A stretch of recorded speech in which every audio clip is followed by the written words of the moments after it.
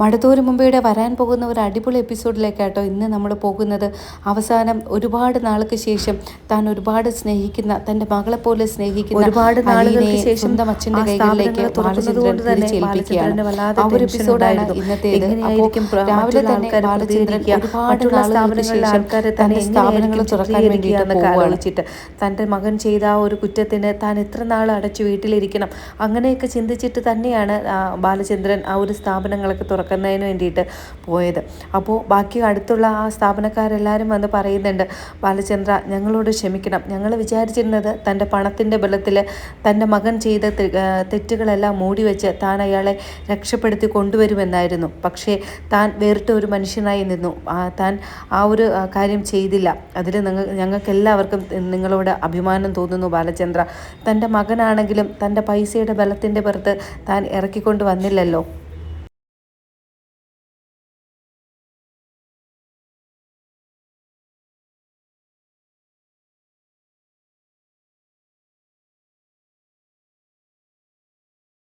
ആ ഒരു പെൺകുട്ടിക്ക് നീതി കിട്ടണം ബാലചന്ദ്ര. തെറ്റ് ചെയ്തവർ അത് തൻ്റെ സ്വന്തം മക്കളായിരുന്നാൽ പോലും അവരെ ശിക്ഷിക്കണം.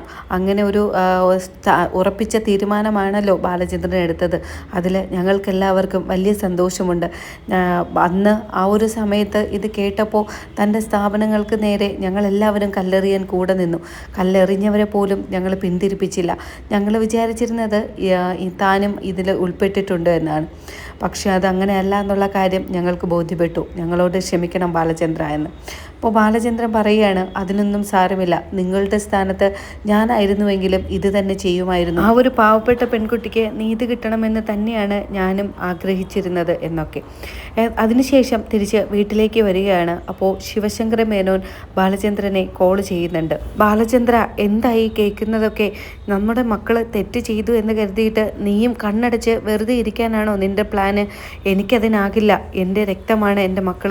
പക്ഷെ എനിക്കവരെ പുറത്തിറക്കിയേ പറ്റുള്ളൂ. വീട്ടിൽ ചെല്ലുമ്പോൾ കമലയാണെങ്കിൽ എനിക്ക് ഒരു സ്വസ്ഥതയും തരുന്നില്ല. അവൾക്ക് ഊണുമില്ല, ഉറക്കവും ഇല്ല. എന്ത് പറഞ്ഞാലും അവളൊരമ്മയല്ലേ, നമ്മുടെ മക്കളല്ലേ, അവരെ നമുക്ക് പുറത്തിറക്കണ്ടേ? അവർ തെറ്റ് ചെയ്തു, ഒരു പെൺകുട്ടിയുടെ ജീവിതം പിച്ചി ചീന്തി. പക്ഷേ എത്ര നാൾ അവരിങ്ങനെ ജയിലിൽ തന്നെ കിടക്കും? അവരെ ജാമ്യത്തിനെങ്കിലും ഇറക്കണ്ടേ ബാലചന്ദ്ര? ശിവേട്ട, നിങ്ങൾ ഇവിടെ നടക്കുന്ന കാര്യങ്ങൾ എന്തെങ്കിലും അറിഞ്ഞിട്ടാണോ ഈ സംസാരിക്കുന്നത്? എനിക്ക് നിങ്ങളോട് സംസാരിക്കാൻ താല്പര്യമില്ല. ഇവിടെ നിങ്ങളുടെ സഹോദരി കാണിച്ചു കൂട്ടുന്ന പേക്കൂത്തുകൾ നിങ്ങൾ കാണുന്നില്ലേ? അവളെ എനിക്ക് എന്ത് ചെയ്യണമെന്നറിയില്ല. ഞാൻ ഒരു പരിധിവരെ ഞാൻ ക്ഷമിക്കുന്നുണ്ട്. ഇനി അപ്പുറമായാൽ എനിക്ക് എന്താണ് ചെയ്യേണ്ടതെന്ന് യാതൊരു പിടിയും കിട്ടുന്നില്ല. നിങ്ങളുടെ സഹോദരി അവസാനം ഭ്രാന്തിയാവാതിരുന്നാൽ കൊള്ളാം. അവൾ അത്രയ്ക്ക് എൻ്റെ ക്ഷമ പരീക്ഷിക്കുന്നുണ്ട്. ഞാൻ എന്തുമാത്രം ഒഴിഞ്ഞു മാറാൻ ശ്രമിക്കുന്നു, അവൾ അത്രയും എൻ്റെ തലയിൽ ചാടി കയറി നിന്ന് നൃത്തം ചവിട്ടുന്നുണ്ട്. എനിക്ക് സഹിക്കുന്നതിനൊരു പരിധിയുണ്ട്. ഇത്ര നാളും 22 വർഷങ്ങൾ ഞാൻ അവളെ പൊന്നുപോലെ സ്നേഹിച്ചു. അവൾ എന്നെ ഭരിക്കുകയായിരുന്നു. ഞാൻ അവളുടെ ഒരു ഇഷ്ടത്തിനും എതിര് നിന്നില്ല. ഇനി ബാലചന്ദ്രൻ അവളുടെ നാടകം കാണേണ്ട ആവശ്യമില്ല. അതുകൊണ്ട് നിങ്ങളുടെ സഹോദരിയോട് നിങ്ങൾ ഒരു കാര്യം പറയുന്നുണ്ട്,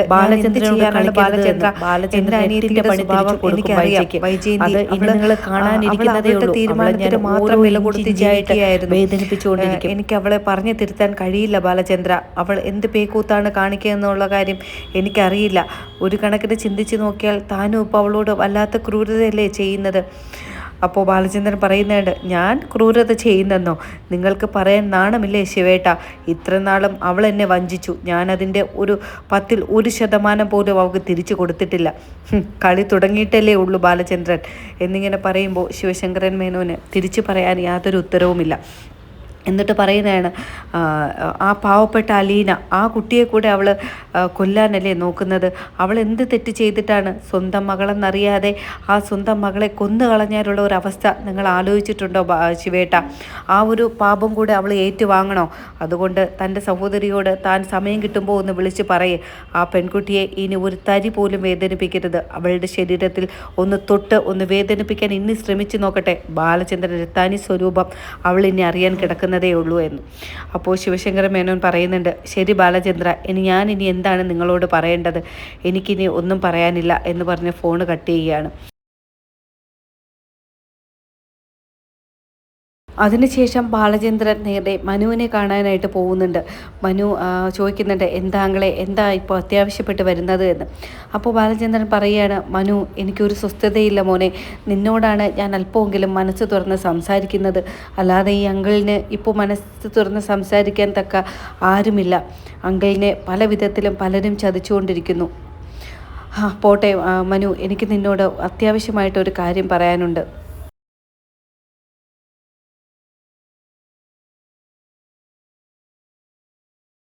എന്താ അങ്കിളെ, അങ്കിളിന് എന്തു പറ്റി ഇത്രയും വിഷമം, അങ്കിൾ എന്നോട് തുറന്നു പറയൂ എന്ന് പറയുമ്പോൾ ബാലചന്ദ്രമേനോൻ പറയുകയാണ്, മനു, ഞാൻ വിചാരിക്കുന്നത് അലീനയെ കുറച്ച് നാളത്തേക്ക് ഇവിടെ നിന്ന് മാറ്റി നിർത്താം. പാവം ആ കുട്ടി അവളുടെ അമ്മയുടെ സ്നേഹത്തിന് വേണ്ടിയിട്ട് എത്ര കൊതിച്ചു. പക്ഷേ അവൾ നൽകുന്നതോ ഒരമ്മ മകൾക്ക് നൽകുന്നതൊക്കെയാണോ അവൾ കൊടുക്കുന്നത്? എന്തെല്ലാം ആ കുട്ടി ഏറ്റുവാങ്ങി, ആരുടെയെല്ലാം കയ്യിൽ നിന്നുള്ള ഉപദ്രവങ്ങൾ അത് സഹിച്ചു. എല്ലാം അവൾക്ക് വേണ്ടിയല്ലേ, വൈജയ്ക്ക് വേണ്ടി തന്നെയാണ് അവൾ ഇത്രയും നാളും ഇവിടെ കാത്തു നിന്നത്. പക്ഷേ ഇനി എൻ്റെ മനസാക്ഷി അനുവദിക്കുന്നില്ല മനു. അവൾ ഇത്രയും സഹിച്ചു, ഇനി കുറച്ച് നാളെങ്കിലും അവൾ ഇവിടെ നിന്ന് മാറി നിൽക്കട്ടെ. ഞാൻ വിചാരിക്കുന്നത് അവളെ രേവതിയുടെ വീട്ടിലേക്ക്, അതായത് രേവതിക്കുട്ടി നിൽക്കുന്ന വീട്ടിലേക്ക് പറഞ്ഞു വിടാമെന്നാണ്. അവിടെ ആവുമ്പോൾ ആ മാമച്ചനും ഗ്രേസിയും കൂടെ പൊന്നുപോലെ നോക്കും. അവരൊക്കെ എന്ത് മനുഷ്യരാണ്. അവളെ കണ്ടെങ്കിലും ഈ വൈജയന്തി എന്തേ പഠിക്കാത്തത്? ആ രേവതിക്കുട്ടി അവർ പൊന്നുപോലെയല്ലേ നോക്കുന്നത്. അതുകൊണ്ട് എനിക്ക് ഉറപ്പാണ് ഗ്രേസിയും മാമച്ചനും കൂടെ അലീനയെ പൊന്നുപോലെ സ്നേഹിക്കും. ആർക്കാടാ അല്ലെങ്കിൽ അവളെ സ്നേഹിക്കാൻ കഴിയാത്തത്? അത്രയും ആ ഒരു സൽസ്വഭാവിയായ പെൺകുട്ടിയെ മറ്റെവിടെയെങ്കിലും കണ്ടിട്ടുണ്ടോ എന്നൊക്കെ ചോദിക്കുമ്പോൾ മനു പറയുന്നുണ്ട്, ശരിയാ അങ്കിളെ, ശരിയാ, അങ്കിള് പറഞ്ഞത് ശരിയാ. ഞാൻ വിചാരിക്കുന്നുണ്ട് അവൾ എന്ത് മാത്രം കഷ്ടതകൾ ഇവിടെ കിടന്ന് അനുഭവിച്ചു. ഇനിയെങ്കിലും അവൾക്കൊരു മോചനം വേണ്ടേ. ഞാനും ഇതങ്ങനെ മനസ്സിൽ ചിന്തിക്കാതിരുന്നില്ല. ഞാനിനി അങ്ങനെ പറയുകയാണെങ്കിൽ അങ്കിൾ എങ്ങനെ പ്രതികരിക്കുമെന്ന് എനിക്കറിയില്ലായിരുന്നു. അപ്പോൾ ബാലചന്ദ്രൻ പറയുകയാണ്, മനു, പക്ഷേ എനിക്ക് ഈ കാര്യം അലീനയോട് ഈ ഒരു അവസരത്തിൽ പറയാനുള്ള കരുത്തില്ലടാ. അവൾക്കിവിടെ നിന്ന് പോകാനായിട്ട് യാതൊരു താല്പര്യവുമില്ല. എനിക്കാണെങ്കിൽ അവളെ പറഞ്ഞു വിടാൻ അതിനേക്കാളും താല്പര്യമില്ല. പക്ഷേ അവളുടെ ഭാവി കണക്കിലെടുത്ത് എനിക്ക് അവളെ ഇവിടെ നിന്ന് പറഞ്ഞു വിട്ടാലേ മതിയാകൂ. ആ ഒരു കാര്യം നീ തന്നെ അലീനയോട് പറയണം, എങ്ങനെയെങ്കിലും സമ്മതിപ്പിക്കണം. അവളുടെ ഭാവിക്ക് വേണ്ടിയിട്ടാണ്, അവളുടെ നല്ല ഭാവിക്ക് വേണ്ടിയിട്ടാണ്. കുറച്ച് നാൾ കഴിഞ്ഞ് ഇതൊക്കെ ഒന്ന് കെട്ടടങ്ങുമ്പോൾ അവളെ നമുക്ക് തിരിച്ചിവിടേക്ക് കൊണ്ടുവരാം. അപ്പോൾ മനു പറയുന്നുണ്ട്, അങ്കിൾ വിഷമിക്കേണ്ട, അവൾക്ക് കാര്യങ്ങളെല്ലാം പറഞ്ഞാൽ മനസ്സിലാകും.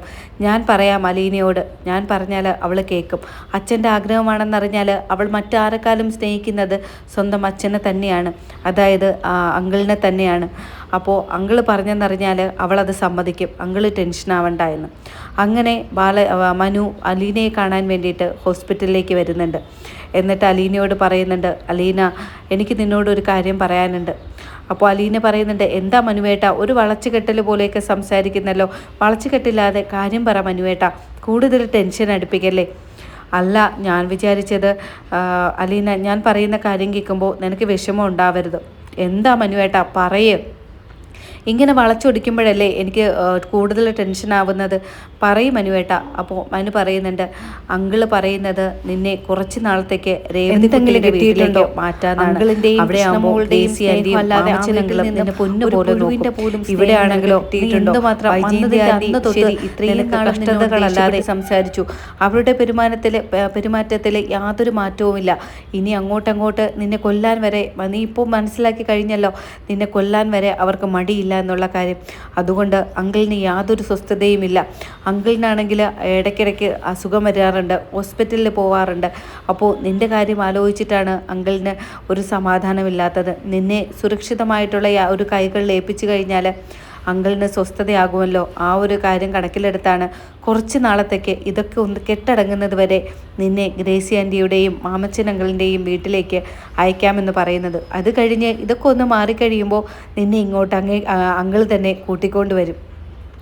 അപ്പോൾ അലീന പറയുന്നുണ്ട്, സാരമില്ല മനുവേട്ട, എനിക്കറിയാം അച്ഛൻ എനിക്ക് വേണ്ടി എന്തെല്ലാം ത്യാഗം സഹിക്കുന്നുവെന്ന്. അമ്മയുടെ മുന്നിൽ പോലും അച്ഛൻ എനിക്ക് വേണ്ടിയിട്ടാണ് ഓരോന്ന് വാദിച്ച് നിൽക്കുന്നത്. ആ അച്ഛനും ഞാൻ ഒരിക്കലും ധിക്കരിക്കില്ല മനുവേട്ട. എന്തായാലും അച്ഛൻ പറയുന്നത് തന്നെ ഞാൻ അനുസരിക്കും. അങ്ങനെ ഗ്രേസി ആൻറ്റിയുടെയും മാമച്ചൻ അങ്കിളിൻ്റെയും വീട്ടിൽ പോകാനാണ് അച്ഛൻ്റെ ആഗ്രഹമെങ്കിൽ ഞാൻ അങ്ങോട്ട് പോകും. എനിക്ക് അച്ഛനെ ഒരിക്കലും വിഷമിപ്പിക്കാനായിട്ട് കഴിയില്ല മനുവേട്ട. അപ്പോൾ മനു പറയുന്നുണ്ട്, അച്ഛനെ വിഷമിപ്പിക്കാൻ കഴിയില്ല, പിന്നെ നിനക്ക് ആരെ വിഷമിപ്പിക്കാൻ കഴിയും? എന്നെയോ? ഈ വീടൊക്കെ വിട്ടിട്ട് നീ അങ്ങ് എറണാകുളത്തേക്ക് പോയി കഴിഞ്ഞാൽ പിന്നെ നമ്മുടെയൊക്കെ ഓർമ്മ കാണോ എന്നൊക്കെ ഇങ്ങനെ തമാശയ്ക്ക് ചോദിക്കുന്നുണ്ട്. അപ്പോൾ അലീന ചിരിച്ചുകൊണ്ട് പറയുന്നുണ്ട്, അയ്യോ ഇല്ലല്ലോ സാറേ, നിങ്ങളെയൊക്കെ ഞാനങ്ങ് മറന്നു പോകും ഇവിടെ നിന്ന് പോകുമ്പോൾ. അപ്പോൾ മനു പറയാണ്, ആണോ? അപ്പോൾ അവിടെ ചെന്ന് കഴിയുമ്പോൾ മാമച്ചൻ അങ്കിളും ഗ്രേസി ആൻറ്റിയും കൂടെ നിന്നെ ഏതെങ്കിലും ഒരാൾക്ക് കല്യാണം കഴിപ്പിച്ചങ്ങ് കൊടുക്കും. അപ്പോൾ നമ്മുടെയൊക്കെ അങ്ങ് നീ മറക്കുമല്ലേ? ഒന്ന് പോ മനുവേട്ട.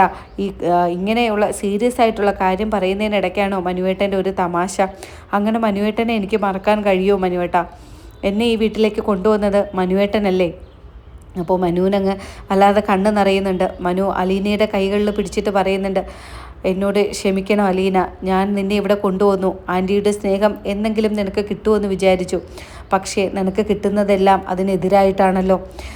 എന്നോട് ക്ഷമിക്കണം.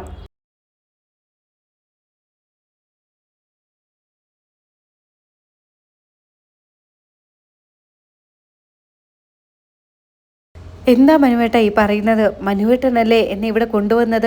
അതുകൊണ്ടല്ലേ എൻ്റെ അമ്മയെ എനിക്ക് ഒരു നോക്കെങ്കിലും കാണാൻ സാധിച്ചത്? ഇല്ലായിരുന്നെങ്കിലോ? അതുകൊണ്ട് മനുവേട്ടൻ ഇങ്ങനെ വിഷമിക്കേണ്ട ആവശ്യമൊന്നുമില്ല. മനുവേട്ടൻ എനിക്ക് ഒരിക്കലും ദ്രോഹം ചെയ്തിട്ടില്ല, നന്മകളല്ലാതെ. എനിക്കറിയാം മനുവേട്ടൻ്റെ ഉള്ളിൽ എന്തുമാത്രം സ്നേഹമുണ്ട് എന്ന്.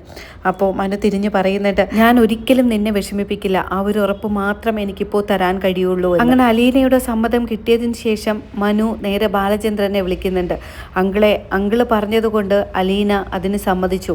അവൾ പറഞ്ഞു ഗ്രേസി ആൻറ്റിയുടെയും മാമച്ചനങ്കിളിൻ്റെയും വീട്ടിൽ പോയി താമസിക്കാമെന്ന്. എത്ര നാൾ വേണമെങ്കിലും അവിടെ തന്നെ കഴിഞ്ഞോളാമെന്ന്. ചോദിക്കാനില്ലടാ, അതുകൊണ്ട് ആ ഒരു തീരുമാനം എടുത്തോളൂ. മാമച്ചനങ്കിളിനെയും അതോ ഇനി വേറെ ആരെങ്കിലും പ്രതികരിക്കുമെന്ന് അറിയില്ല. അപ്പോൾ മനു പറയാണ്, അവൾ എന്ത് പ്രതികരിക്കാനാണ് അങ്കിളെ? അങ്കിള് പറഞ്ഞു കഴിഞ്ഞാൽ അവർക്കതിൽ വേറെ യാതൊരു തീരുമാനവും ഇല്ല.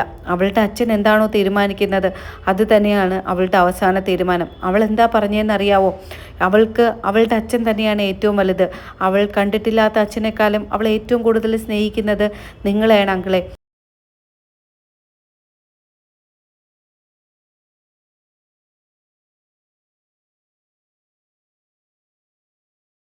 ബാലചന്ദ്രനും ഇതൊക്കെ കേൾക്കുമ്പോൾ വല്ലാതെ സങ്കടമാവുന്നുണ്ട്. അയാൾ കണ്ണുകൾ തുടച്ചിട്ട് പറയുന്നുണ്ട്, എന്ത് ചെയ്യാനാ മോനെ, അവളുടെ വിധി ഇങ്ങനെ ആയിപ്പോയി. എനിക്കും കഴിയുന്നില്ലല്ലോ സംരക്ഷിക്കാൻ. ഞാൻ എത്ര നാൾ അവളുടെ കൂടെ ഉണ്ടാകും? അവളെ അല്ലെങ്കിൽ എനിക്ക് കൂട്ടിലടച്ചതുപോലെ ഇട്ടേക്കാൻ കഴിയുമോ? അവൾക്ക് അവളുടേതായ ഇഷ്ടങ്ങളും ആഗ്രഹങ്ങളൊക്കെ കാണില്ലേ? അതുകൊണ്ടാണ് ഞാൻ അവസാനം ഇങ്ങനെ ഒരു തീരുമാനമെടുത്തത്.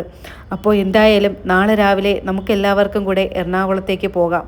ഇനി ഈ കാര്യം കൃഷ്ണമോളെ എങ്ങനെ അറിയിക്കുമെന്നാണ് എനിക്കറിയില്ലാത്തത്. അവർ രണ്ടുപേരുമാണ് ഈ വീട്ടിൽ ഏറ്റവും കൂടുതൽ സ്നേഹിക്കുന്നത്. അവളുടെ സ്വന്തം ചേച്ചി അവളുടെ സ്നേഹിക്കുന്നതിനേക്കാളും എത്രയോ ഇരട്ടിയാണ് അലീന അവളെ സ്നേഹിക്കുന്നത്. അതുകൊണ്ട് അവർക്ക് രണ്ടുപേർക്കും പിരിയാനായിരിക്കും ഏറ്റവും കൂടുതൽ ബുദ്ധിമുട്ട്. സാരമില്ല, കൃഷ്ണമോളോട് കാര്യങ്ങളെല്ലാം പറഞ്ഞ് മനസ്സിലാക്കാം. അങ്ങനെ പിറ്റേന്ന് രാവിലെ കൃഷ്ണമോളോട് ബാലചന്ദ്രൻ കാര്യങ്ങൾ പറയുന്നുണ്ട്. മോളെ, അച്ഛനൊരു തീരുമാനമെടുത്തു. എന്താ അച്ഛൻ എന്താ തീരുമാനം എടുത്തത്? അത് മോളെ, അലീന ചേച്ചിയെ കുറച്ച് നാൾ രേവതി കുട്ടിയുടെ വീട്ടിലേക്ക് അയക്കാമെന്ന, അങ്ങ് എറണാകുളത്തേക്ക്. അവിടെ ആകുമ്പോൾ മാമച്ചനും ഗ്രേസിയും കൂടെ അവളെ പൊന്നുപോലെ നോക്കും. ഇവിടെ നീ ആലോചിച്ചു നോക്ക്, അവൾ ഇവിടെ വന്നിട്ട് എത്ര നാളായി? അതിനുശേഷം അവൾക്കൊന്ന് സന്തോഷിക്കാൻ കഴിഞ്ഞിട്ടുണ്ടോ? നിന്റെ അമ്മയും നിന്റെ ചേച്ചിയും അതിന് സമ്മതിച്ചിട്ടുണ്ടോ? അപ്പോൾ കുറച്ച് നാളെങ്കിലും അവൾ അവിടെ നിന്ന് ഒന്ന് മനസ്സമാധാനത്തോടെ ജീവിക്കട്ടെ മോളെ. നിനക്ക് എപ്പോൾ കാണണമെന്ന് ചോദിച്ചാലും പറഞ്ഞാലും അച്ഛൻ അവിടെ കൊണ്ടാക്കാം. അല്ലെങ്കിൽ ഇടയ്ക്ക് അലീന ചേച്ചിയെ ഇവിടേക്ക് കൊണ്ടുവരാം. ശരി അച്ഛാ, എനിക്കറിയാം പാവം എൻ്റെ ചേച്ചി എന്തുമാത്രം ഈ വീട്ടിൽ കിടന്ന് കഷ്ടപ്പെടുന്നുണ്ട്. ഞാൻ സമ്മതിച്ചു വച്ചാൽ ചേച്ചിയെ കൊണ്ടുപോയിക്കോ. ചേച്ചി കുറച്ച് നാളെങ്കിലും അവിടെ സമാധാനത്തോടെ സന്തോഷത്തോടു കൂടി ഇരിക്കട്ടെ.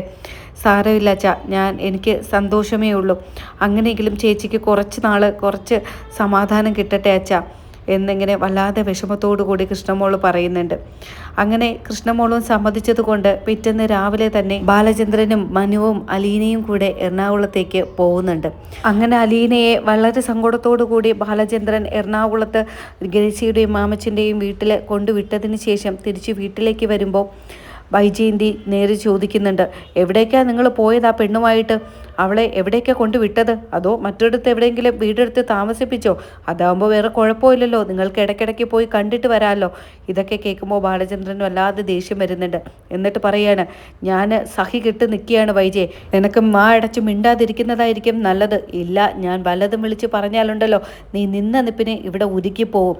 അപ്പോൾ വൈജയന്തി പറയുന്നുണ്ട്, നിങ്ങൾക്ക് എന്ത് പറയാനാണ് മനസ്സിലാക്കാൻ വൈജയന്തിയെ പറ്റി നിങ്ങൾക്ക് നന്നായിട്ട് മനസ്സിലാവുന്നുണ്ട്. ഇതിനെ പറ്റി ഒന്നും അറിയില്ലല്ലോ. അപ്പോൾ വൈജയന്തി പറയുന്നുണ്ട്, നിന്റെ കൂടെ എവിടേക്കാ പെണ്ണിനെ കൊണ്ടുവിട്ടത്? കൊണ്ടുവിട്ടത് നന്നായി. ഇല്ലെങ്കിലേ ഇപ്പൊ പിഴച്ചതുപോലെ അവൾ ഹോസ്പിറ്റലിലാവില്ല, നേരെ അങ്ങ് പരലോകം കണ്ടേനെ. ഭവിതയ്ക്ക് ഒരു കൈ അബദ്ധം പറ്റിപ്പോയി, ഇല്ലെങ്കിൽ ഇപ്പം തന്നെ തീർന്നനെ എന്നിങ്ങനെ ആ ഒരു ദേഷ്യത്തിൻ്റെ പുറത്താണ് വൈജയന്തി ഈ കാര്യങ്ങൾ വിളിച്ച് പറയുന്നത്. അപ്പോൾ ബാലചന്ദ്രൻ ചോദിക്കുന്നത്, നീ എന്താ പറഞ്ഞത്? ബബിതയ്ക്ക് കൈ അബദ്ധം പറ്റിയെന്നോ?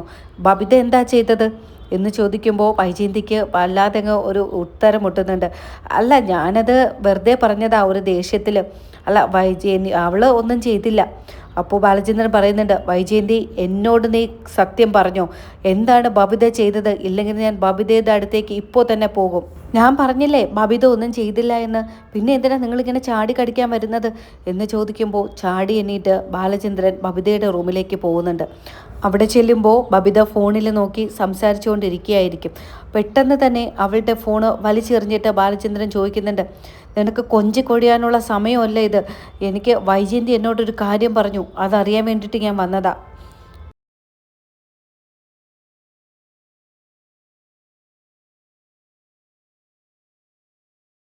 ഞാൻ ചോദിക്കുന്നതിന് സത്യസന്ധമായിട്ട് ഉത്തരം പറഞ്ഞാൽ നിന്നെ ഞാൻ വെറുതെ വിടാം. ഇല്ല, മറിച്ചാണ് എന്നുണ്ടെങ്കിൽ നീ നാളെ ജയിലിലായിരിക്കും. ഇപ്പോൾ ഞാൻ പോലീസിനെ വിളിക്കും എന്ന് പറയുമ്പോൾ അച്ഛൻ എന്താ അറിയേണ്ടത് എന്ന് ചോദിക്കുമ്പോൾ ബാലചന്ദ്രൻ പറയുന്നുണ്ട്, അലീനയ്ക്ക് ആരാണ് വിഷം കലർത്തി കൊടുത്തത് എന്ന് ചോദിക്കുമ്പോൾ അവൾക്ക് വല്ലാതെ അവൾ പേടിച്ചങ്ങ് ഇരിക്കുകയാണ്.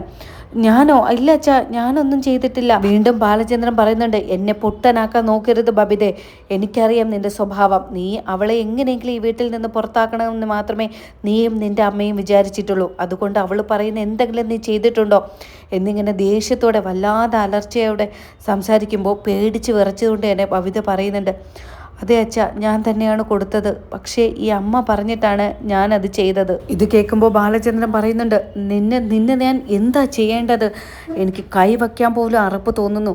നീയൊക്കെ എൻ്റെ മകളായിട്ട് പിറന്നു പോയല്ലോ ദൈവമേ.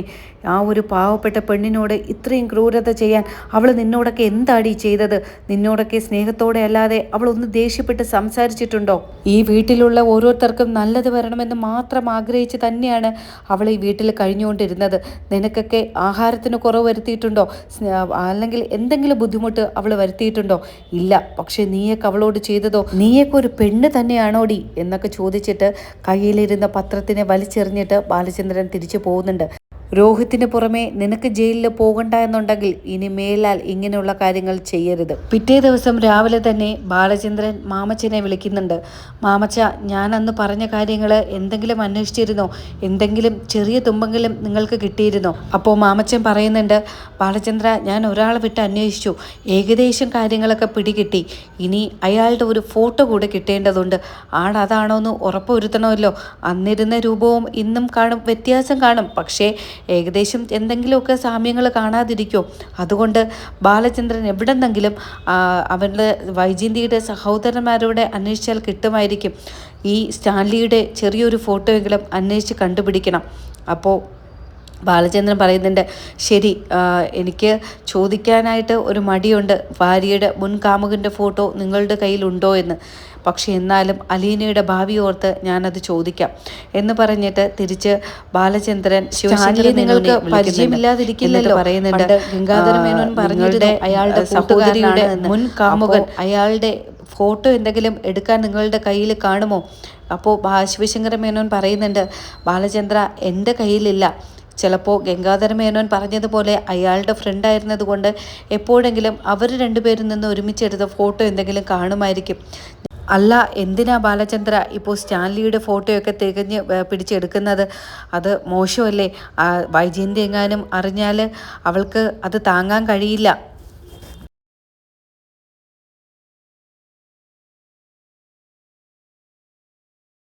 അപ്പോൾ ബാലചന്ദ്രൻ മേനോൻ പറയുന്നുണ്ട്, അതൊന്നും എൻ്റെ വിഷയമല്ലല്ലോ ശിവേട്ട, എനിക്ക് അലീനയെ സുരക്ഷിത കൈകളിൽ ഏൽപ്പിക്കണം, അത്രയേ ഉള്ളൂ.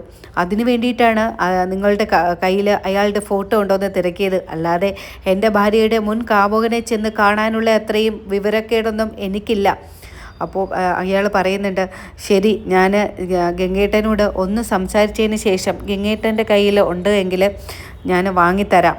അവസാനം ശിവശങ്കര മേനോൻ ഗംഗാധര മേനോനെ വിളിച്ചതിന് ശേഷം സ്റ്റാൻലിയുടെ പഴയ ഒരു ഫോട്ടോ ഗംഗാധര മേനോൻ കൊടുക്കുന്നുണ്ട്. ആദ്യമായിട്ട് സ്റ്റാൻലിയുടെ ഫോട്ടോ കാണുന്ന ബാലചന്ദ്രന് വല്ലാതൊരു ഷോക്കാണ് ഉണ്ടാകുന്നത്. തൻ്റെ ഭാര്യയുടെ മുൻ കാമുകൻ, അതായത് തനിക്ക് ജനിക്കുന്നതിന് മുമ്പേ തൻ്റെ ഭാര്യയിൽ മറ്റൊരാൾക്ക് ഒരു കുഞ്ഞുണ്ടാകുക, ഇതൊക്കെ ഒരു പുരുഷനെ സംബന്ധിച്ചിടത്തോളം അയാൾക്ക് താങ്ങാൻ പറ്റുന്നതിലും അപ്പുറമാണ്. അങ്ങനെ ബാലചന്ദ്രൻ പല കാര്യങ്ങളും ഇങ്ങനെ മനസ്സിൽ ചിന്തിക്കുന്നുണ്ട്. ഇത്രയും നാളും അവൾ എന്നെ വഞ്ചിക്കുകയായിരുന്നല്ലോ, ഇങ്ങനെയൊക്കെ ആലോചിച്ചിട്ട്. അങ്ങനെ ബാലചന്ദ്രൻ മേനോന് സ്റ്റാൻലിയുടെ ഫോട്ടോ കിട്ടിയതിന് ശേഷം നേരെ ബാലചന്ദ്രൻ മേനോൻ മാമച്ചൻ്റെ കൈകളിലേക്ക് അത് അയച്ചു കൊടുക്കുന്നുണ്ട്. അപ്പോൾ മാമച്ചൻ പറയുന്നുണ്ട്, അപ്പോൾ ഇനി ഉറപ്പിച്ചോ ബാലചന്ദ്ര, ഇത് തന്നെയാണ് ഞാൻ കണ്ടുപിടിച്ച ആൾ. മാമച്ചൻ ആ സ്റ്റാൻലിയെ കണ്ടുപിടിച്ചെന്നറിയുന്ന നിമിഷത്ത് ബാലചന്ദ്രന് ഒരു എന്തോ ഉള്ളിലൊക്കെ എന്തോ പോലെ തോന്നുന്നുണ്ട്. അതായത് തൻ്റെ ഭാര്യയുടെ മുൻ കാമുകനെ കാണാൻ പോകുന്നു. തൻ്റെ മകളെപ്പോലെ സ്നേഹിച്ചിരുന്ന ആ പെൺകുട്ടിയെ അയാളുടെ സ്വന്തം അച്ഛൻ്റെ കയ്യിലേക്ക് ഏൽപ്പിക്കാനുള്ള തീരുമാനങ്ങൾ, ഇതൊക്കെ ആലോചിക്കുമ്പോൾ ബാലചന്ദ്രന് വല്ലാതെ അങ്ങൊരു സങ്കടമാവുന്നുണ്ട്. അപ്പോൾ പിറ്റേന്ന് രാവിലെ തന്നെ ബാലചന്ദ്രൻ മാമച്ചായനെ വിളിച്ചതിന് ശേഷം പറയുന്നുണ്ട്, ഇന്ന് രാവിലെ തന്നെ ഞാനും മനുവായിട്ട് അങ്ങോട്ടേക്ക് വരുന്നുണ്ട്. അലീനയുടെ അച്ഛനെ എനിക്ക് കാണാൻ എങ്ങനെ അത് ഞാൻ ഉൾക്കൊള്ളുമെന്നൊന്നും എനിക്കറിയില്ല. അയാളുടെ കാണുമ്പോൾ എൻ്റെ ആ ഒരു മാനസികാവസ്ഥ എന്തായിരിക്കുമെന്നും എനിക്കറിയില്ല മാമച്ചായ, പക്ഷേ കണ്ടല്ലേ പറ്റുള്ളൂ. അലീനയെ അവിടെ കുറച്ച് ദിവസം നിർത്താമെന്ന് മാത്രമേ ഞാൻ അവളോട് പറഞ്ഞിട്ടുള്ളൂ. അവളുടെ അച്ഛൻ്റെ കൈകളിലേക്കാണ് അവളെ ഏൽപ്പിക്കാൻ പോകുന്നതെന്ന് അവൾ അറിഞ്ഞു കഴിഞ്ഞാൽ എങ്ങനെ പ്രതികരിക്കുമെന്ന് എനിക്കറിയില്ല. എന്തായാലും നമുക്ക് നോക്കാം, വരുന്നിടത്ത് വെച്ച് കാണാം. എന്തായാലും എനിക്ക് അവളെ ഇങ്ങനെ നിർത്താൻ പറ്റില്ല. ഉത്തരവാദിത്വമുള്ള ഒരാളുടെ കൈകളിൽ അവളെ ഏൽപ്പിച്ച് അവളുടെ ഭാവി സുരക്ഷിതമാക്കണം, അത്രയേ ഞാനിപ്പോൾ വിചാരിക്കുന്നുള്ളൂ. അങ്ങനെ ബാലചന്ദ്രൻ എറണാകുളത്തേക്ക് മനുവായിട്ട് പുറപ്പെടുന്നുണ്ട്. അവിടെ ചെന്ന് അലീനയെ കണ്ട ശേഷം കാര്യങ്ങളെല്ലാം പറഞ്ഞ് സമ്മതിപ്പിച്ച് സ്വന്തം അച്ഛൻ്റെ കൈകളിലേക്ക് അവളെ കൈമാറാം എന്നാണ് ബാലചന്ദ്രൻ വിചാരിക്കുന്നത്. അങ്ങനെ ബാലചന്ദ്രൻ അലീനയെ സ്വന്തം അച്ഛനായ സ്റ്റാൻലിൻ്റെ കൈകളിലേക്ക് കൈമാറുന്ന എപ്പിസോഡുകളാണ് ഇനി വരാനിരിക്കുന്നത്. അപ്പോൾ ഈ ഒരു എപ്പിസോഡ് നിങ്ങൾക്ക് ഇഷ്ടമായി എങ്കിൽ ചാനൽ സബ്സ്ക്രൈബ് ചെയ്യാനും ഈ ഒരു എപ്പിസോഡ് ലൈക്ക് ചെയ്യാനും മറക്കരുത്. ഇനി മഴതോരും മുമ്പയുടെ പുതുപുത്തൻ വിശേഷങ്ങളുമായി ഉടനെ കാണും വരയ്ക്കും. ബൈ.